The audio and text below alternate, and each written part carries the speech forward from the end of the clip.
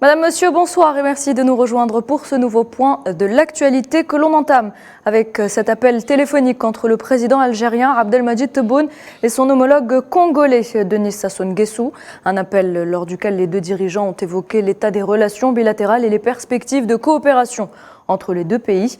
Le dossier libyen longuement discuté également, le président Tebboune a affirmé le soutien de l'Algérie aux représentants de l'Union africaine pour parvenir à la réconciliation nationale dans ce pays. Il a également fait part de ses vœux de réussite pour la réalisation de cette noble démarche et la réunion du climat propice à la tenue d'élections libyennes.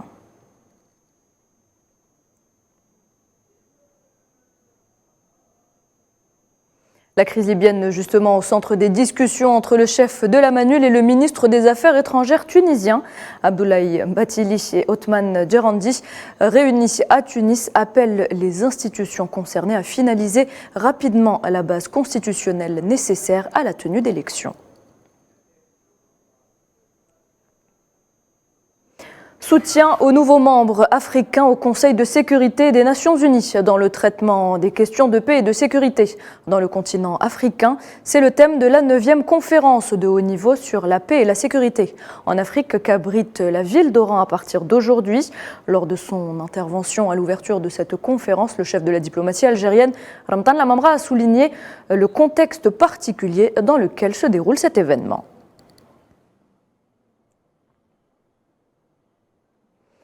La vieille ville de Naplouse en Palestine, dans le nord de la Cisjordanie occupée, assiégée ce mercredi par l'armée de l'occupation sioniste. La région est ciblée par les forces de l'occupation depuis plusieurs mois. Une première, le président chinois Xi Jinping attendu ce mercredi en Arabie Saoudite pour assister à 3 sommets.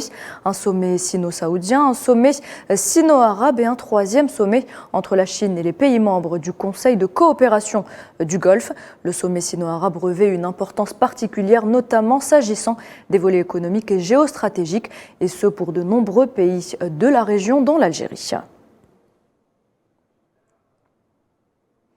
Dans l'actualité également, la Russie n'exclut pas la possibilité de réduire modérément sa production de pétrole compte tenu de la situation incertaine provoquée par la décision de l'Union européenne et du groupe des 7 de plafonner les prix du brut russe.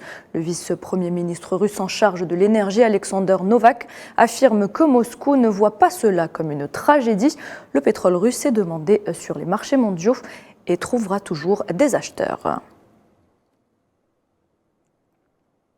Et puis la justice allemande annonce avoir déjoué des projets d'attentat d'un groupuscule d'extrême droite et complotiste qui voulait s'en prendre aux institutions démocratiques du pays et notamment au Parlement. Selon la presse et le parquet allemand, cette conspiration est constituée d'un descendant de la noblesse allemande, d'anciens militaires, d'une ressortissante russe et d'une ancienne députée d'extrême droite.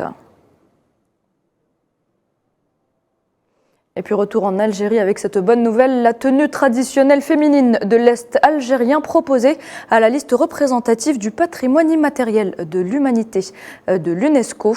La proposition doit être soumise avant le 31 mars prochain.